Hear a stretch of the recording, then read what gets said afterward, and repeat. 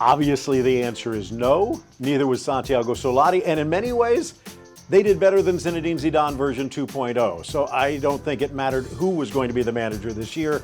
All the chickens came home to roost, and Real Madrid in trouble. I think they have faith in Zinedine Zidane. It's hard not to because of what he was able to do his first stint. But even then, one of the reasons he left is he saw the writing on the wall. And sticking with Thibaut Courtois, Toni Kroos, and the like is not going to fix anything.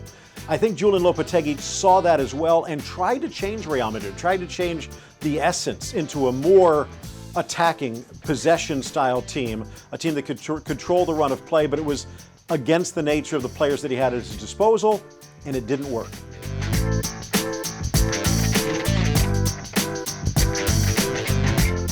Gareth Bale did step up and into a gopher hole and got hurt, and then got hurt again.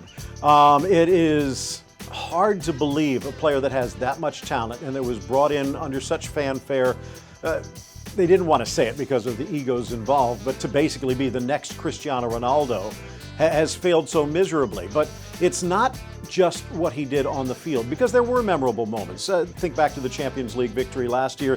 Think back to the Copa del Rey goal against Barcelona. There were iconic moments with Gareth Bale at the helm, but he just did not fit in. And it sounds strange going to bed too early and playing a lot of golf, but not hanging out with the team, not bonding with them. When things got tough, there just wasn't that camaraderie that you can fall back on. He always seemed like an outsider, and it looks like he's going to be left out.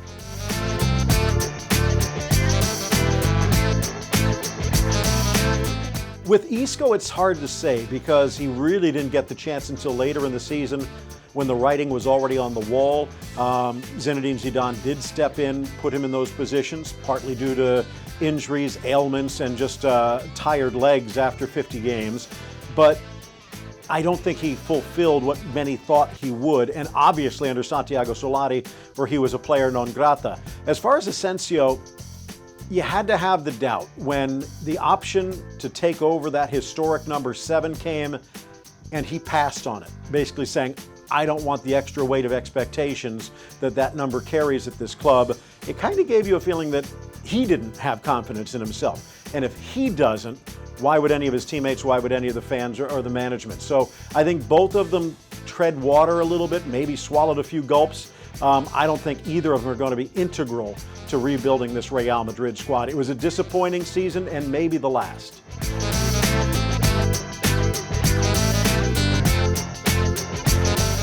If you're talking about fighting amongst themselves, they did a very good job at the start of the season all the way through. But as far as fighting the opposition, this was a Real Madrid squad that really did not show up on any of those fronts. Even when they were challenging in La Liga under Solari at the very outset, you didn't feel confident. Even when they were sneaking by into the knockout stage of the Champions League in the run for European glory, you didn't see anything to really bet the house on. So I think when you take a look at this Real Madrid squad, they lost self-belief. And I think maybe if they would have stuck with Lopetegui and gutted it through, there might have been the opportunity. But in many ways, not once but twice this season, management said this isn't working. So I think if they were ready to throw the season away, the players did as well.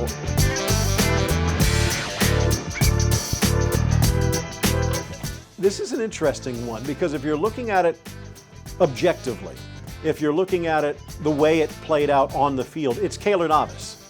When Keylor Navas was out there, the statistics in regards to wins, saves, goals allowed, nearly twice as good as Thibaut Courtois. Now, obviously different opposition. You can't always compare the apples to oranges, but when you actually watch the way they play, especially with that back line and porous defense that Real Madrid is growing into, Keylor Navas just seemed to fit this team. However, with the black eye already Florentino Perez has from one of his golden boys in Gareth Bale, probably on his way out, I don't think he wanted to see another one in Thibaut Courtois out, and for whatever reason, maybe it's youth, maybe Zinedine Zidane actually is planning on changing the way this team plays in the future, but Thibaut Courtois is going to be the last goalkeeper standing. I'm not exactly sure that that's a winning position for Real Madrid.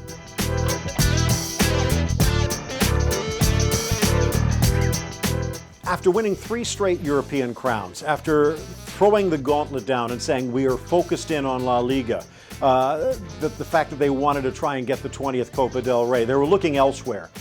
To see this collapse so completely, so immediately, and to be unable to even be resurrected under the Real Madrid icon that is Zinedine Zidane. If you're going to give a grade to this final exam, it's got to be an F. And it's got to be probably an F with a little note from the teacher. Don't even try to take this course again. So when you take a look at Real Madrid, the future might be bright, but I think it's going to be a few steps down the road.